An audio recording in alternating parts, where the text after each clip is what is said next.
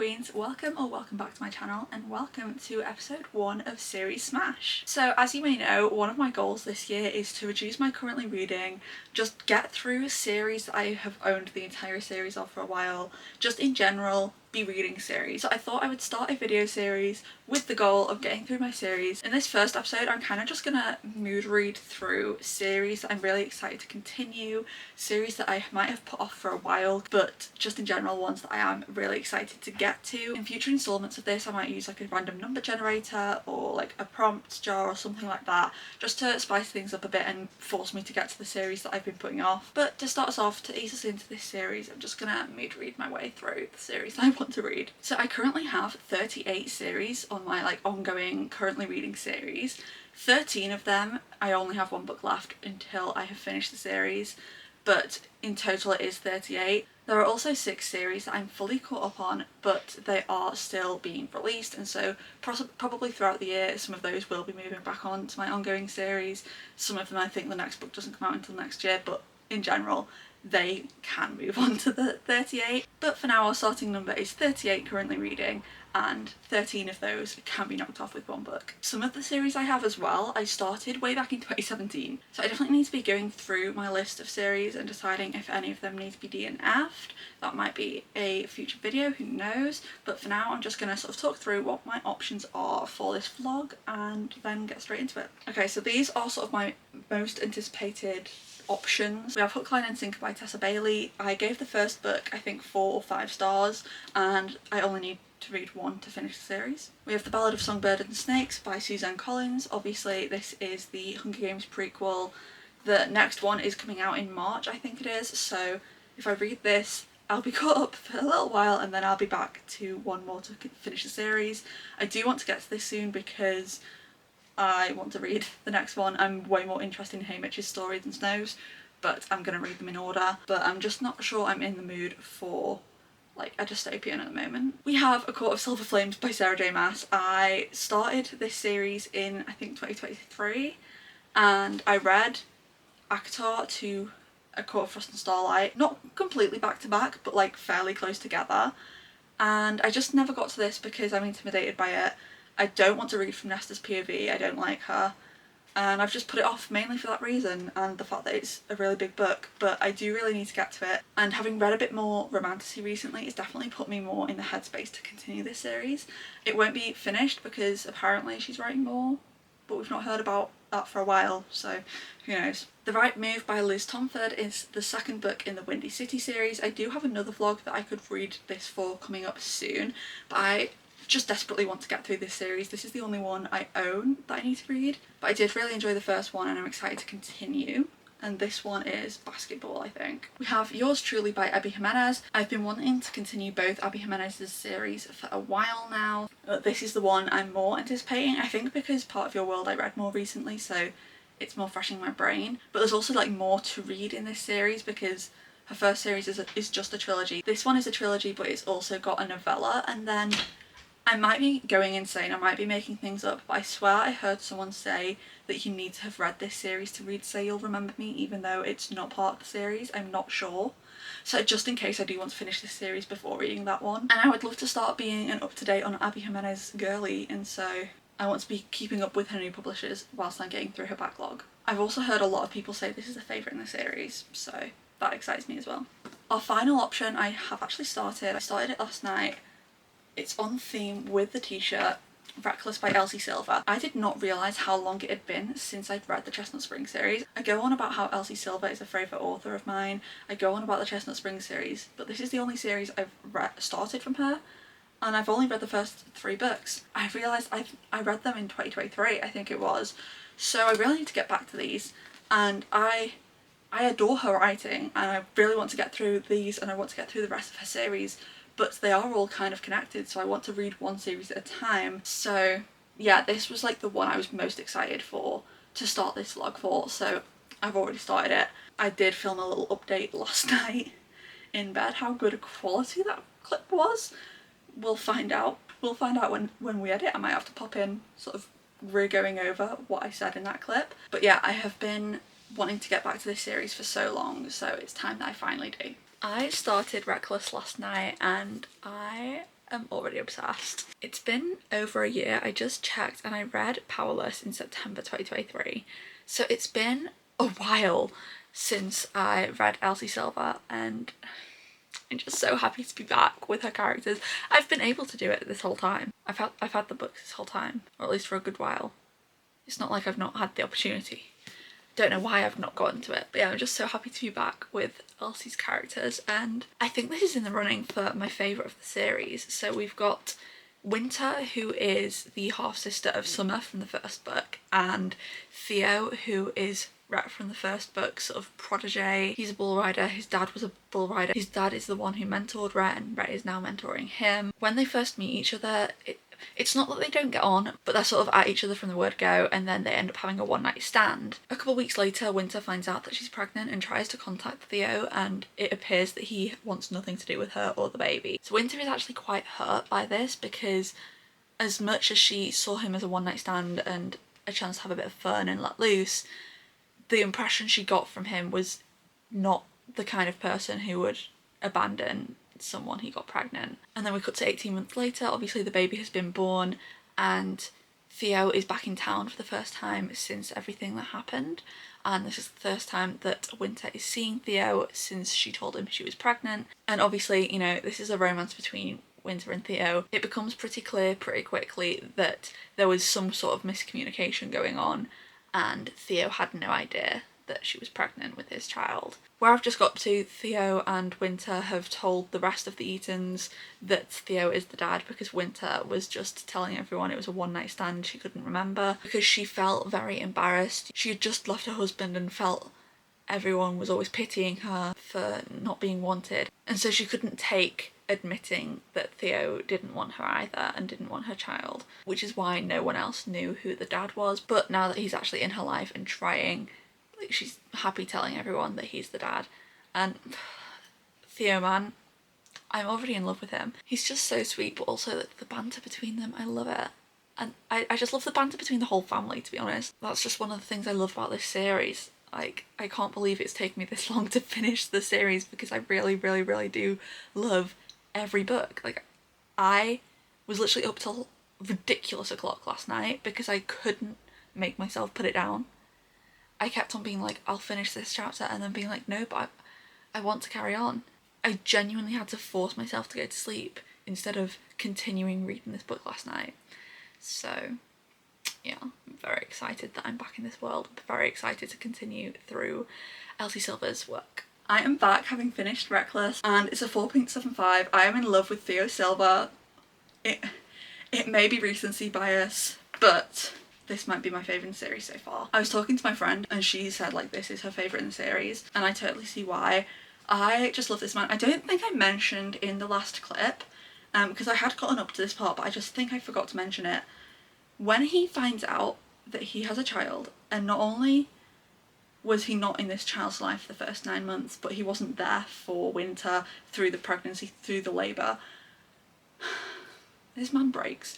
This man has so much love in his heart and so much care for other people, and like the realisation that she's been doing this all alone and that he wasn't there for her, both for her but also to get to be a part of that for his child, like it breaks him, and it was so sad. And I just love this man so much. And he literally has like a broken collarbone, I think it is, shoulder, something around here, and he's like, yeah, no, I'm not using this sling, I'm helping you with this child.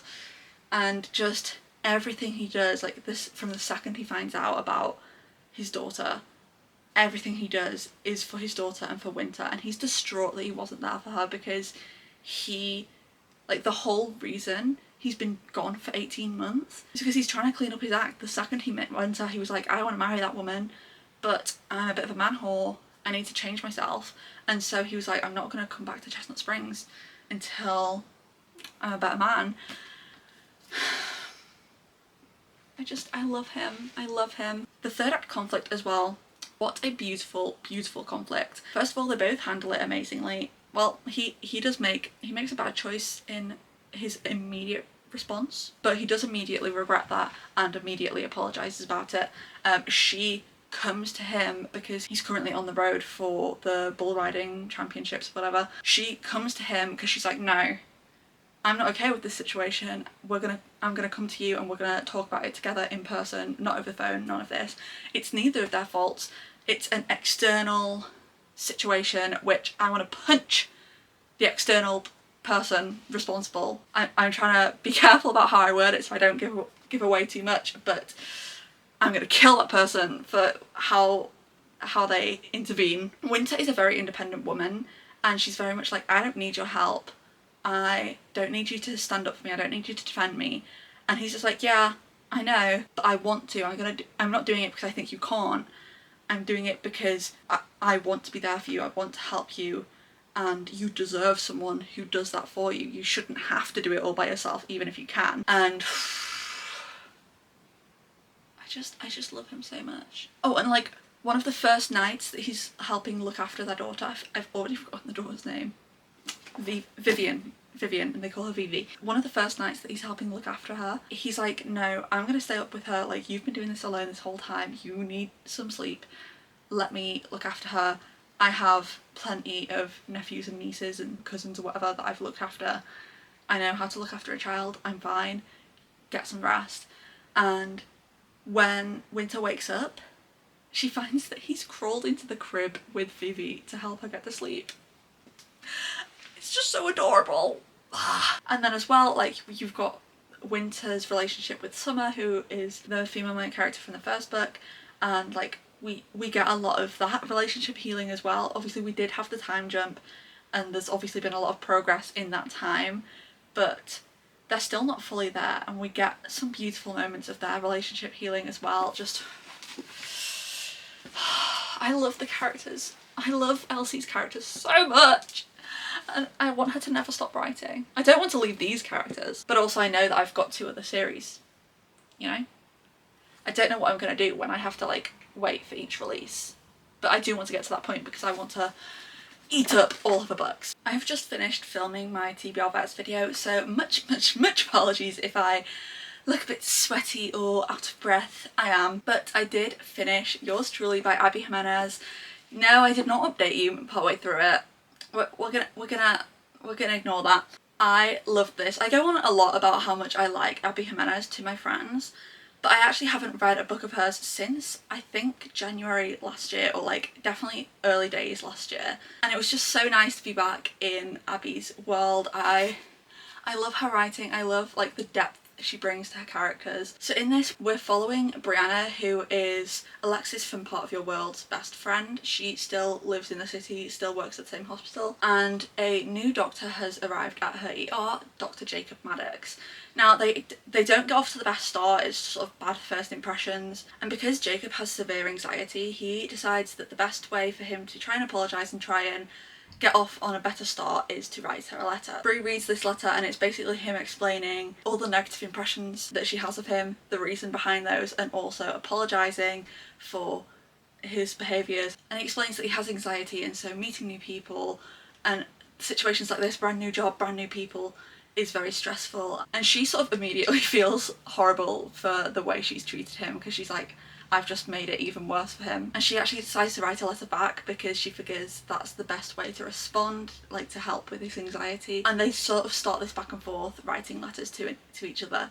That obviously develops as they're on their days off and they realise they still want to be talking to each other. We actually find out pretty early on, it's in the synopsis as well, but we find out pretty early on that Brianna's brother is in kidney failure and he is in desperate need of a kidney. Jacob decides to secretly get tested to find out if he is a match for her brother, just like not as a way to try and get with her or anything, just to do a nice thing. And actually his own mum had a kidney transplant when he was a teenager, and sort of he always told himself he'd pay that forward in the future if the opportunity ever came about. So he does decide to get tested, but obviously he keeps it a secret because he doesn't want to get her hopes up. And then on Jacob's side of things, his brother is about to get married to his ex-girlfriend, and it's all happened very quick. I think it's only just been a year, or it's not even been a full year since they broke up, and they're already engaged. And his family has completely cut them off because they're like, how could you do this to your brother? And he wants his family to be there for his brother, so he's trying to convince them that he's okay and he's moved on even though he hasn't. So out of nowhere he sort of lies and tells them that he's actually dating someone from the hospital that he's just moved to,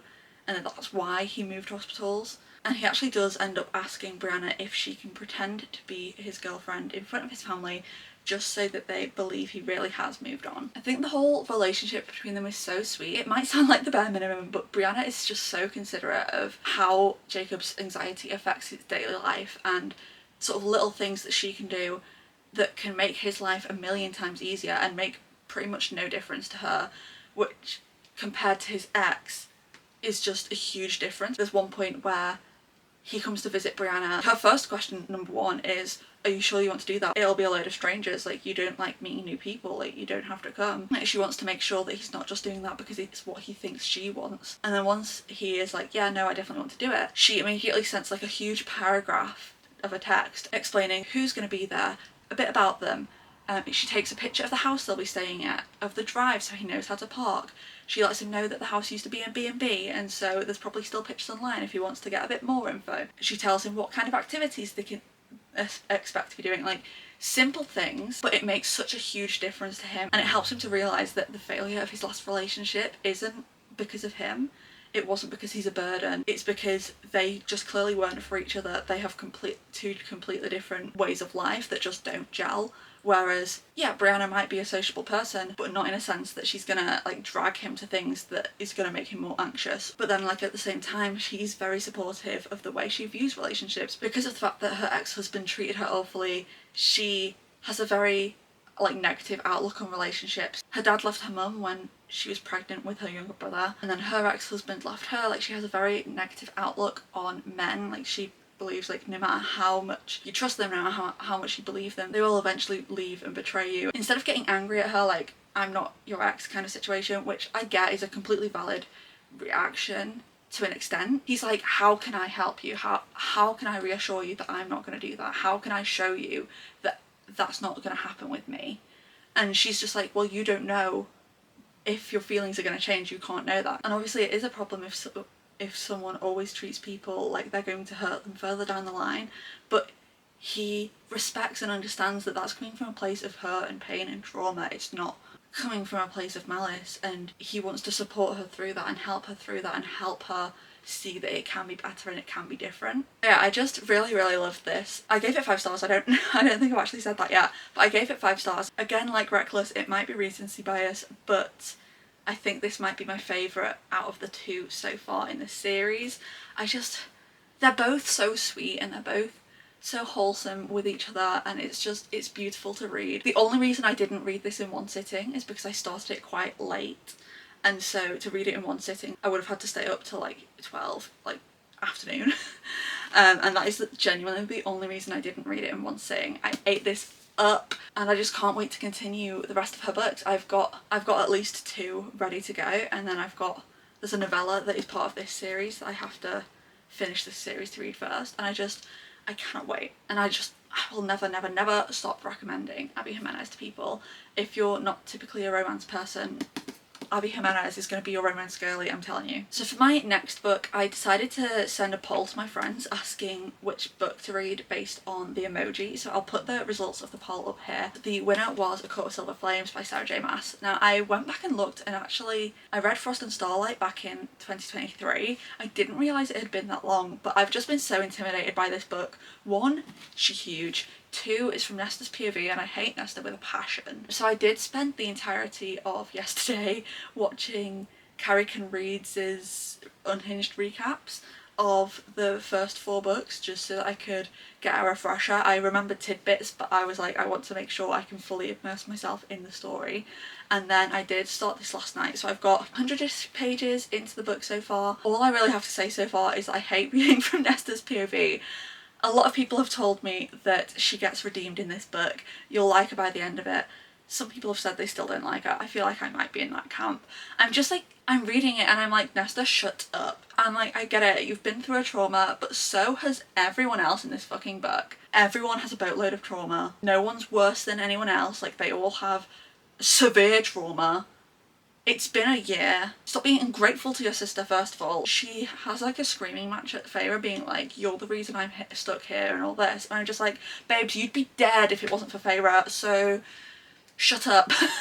I really do get that she is going through a lot, but she's just there like, nobody understands me, nobody gets what I'm going through. I'm like, babes, maybe not the exact same feelings because they've not been through the exact same thing as you, but every single one of these characters has gone through something ridiculously traumatic and been a shell of a person after it. They all understand to a degree. They're just trying to help like someone else helps them when they were in that place. You're not telling them that they're not being helpful. You're just being like, I don't want to do that.